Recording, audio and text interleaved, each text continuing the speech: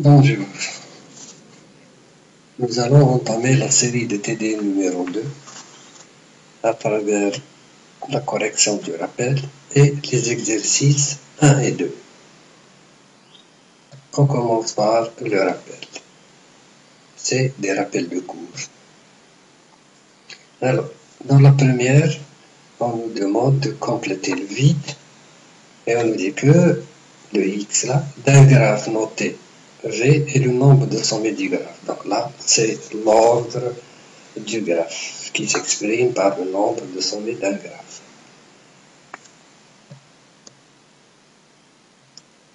Pour la deuxième, d'un graphe noté et le nombre d'arrêts du graphe. Le nombre d'arrêts du graphe, bien sûr, c'est la taille.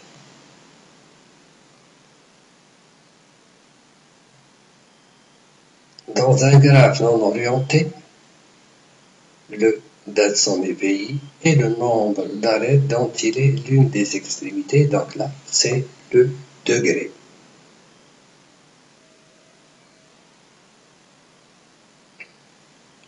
Lors du calcul du degré d'un sommet, les comptes doubles. Là, ça va être les boucles, parce qu'on la compte une fois entrante et une fois sortante.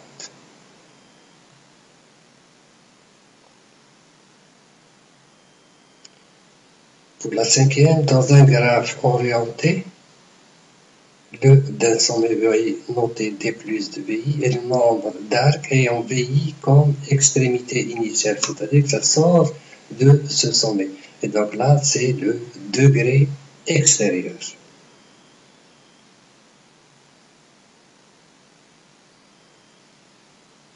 Même chose, dans un graphe orienté, le sommet noté VI D de moins VI est le nombre d'arcs ayant VI comme extrémité finale. C'est-à-dire que là, ça rentre dans ce sommet-là et ça va être le degré intérieur. Pour la septième, lorsque dV de I est égal à 0, c'est-à-dire que dans le degré de ce sommet-là est égal à 0, le sommet VI est dit isolé, c'est-à-dire qu'aucune arrêt ne rentre dans ce sommet ou le centre. Par contre, lorsque d de VI est égal à 1, le sommet VI est dit dans ce cas pendant, c'est-à-dire qu'il n'est rattaché qu'à une seule arête.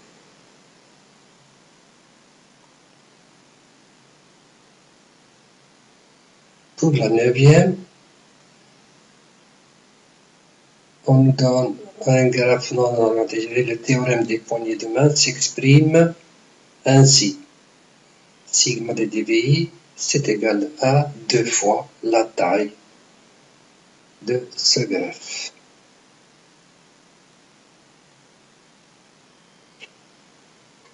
Et pour un graphe orienté, le théorème des poignées de main s'exprime sigma des dVi rentrants plus la somme plus les dVi rentrants, c'est égal à 2 fois la taille.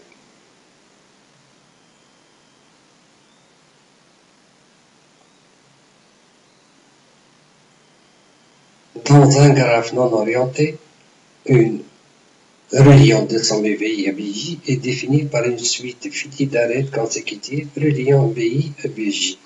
C'est-à-dire si on parle de VI, on va partir de VI jusqu'à arriver à BJ, et là, on a dans un graphe non orienté, ceci s'exprime par le terme chaîne. Et pour un graphe orienté pour la même définition, on va obtenir le terme chemin.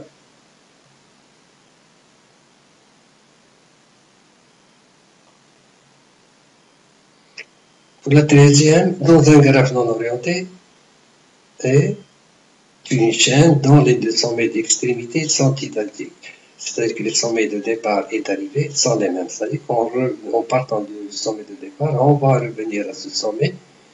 Mais ceci, dans un graphe non orienté, on appelle ça un cycle. Et la même définition pour un graphe orienté, à la place du mot cycle, on va avoir le mot circuit.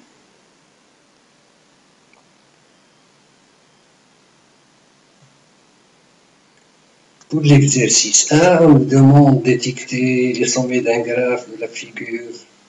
On va voir un peu après.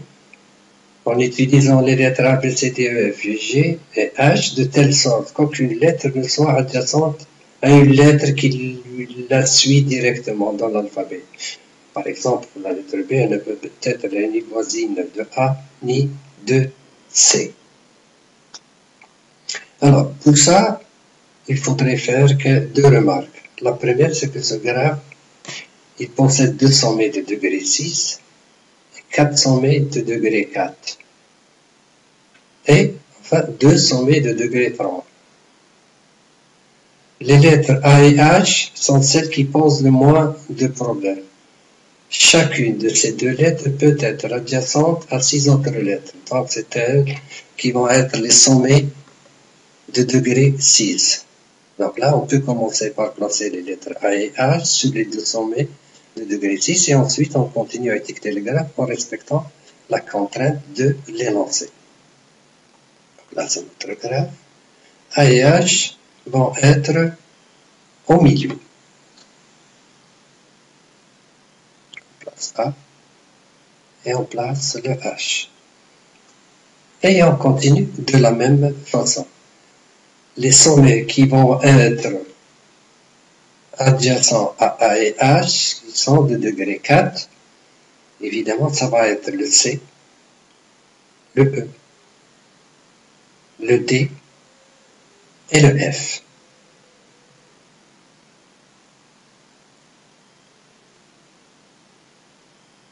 C, le E, le D et le F. Qu'est-ce qu'il nous reste? Il nous reste les lettres G et B. Il est bien clair que si on place le B au début, il va être adjacent à A. Donc, on ne peut pas le mettre à cette place-là, on va le placer à la fin. Et la lettre G va être au début.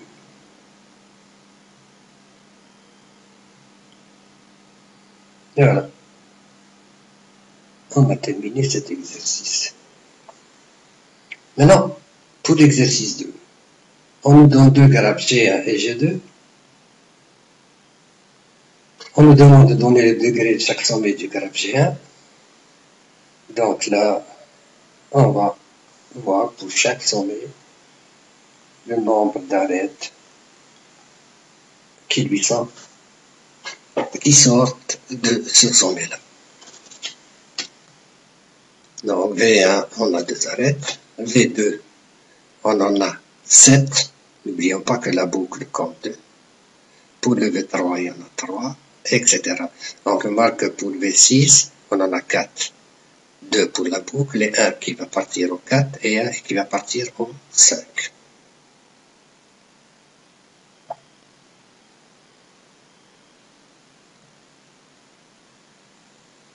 Pour le graphe G2, c'est un graphe orienté. Et c'est un multigraphe. Alors, on va donner les degrés. Alors, on commence par exemple par V1. Le nombre d'arêtes sortantes de V1 est égal à 3. De V1 à V3, de V1 à V2, et encore de V1 à V3. Si on prend le sommet V2, on a 3 arêtes qui sortent.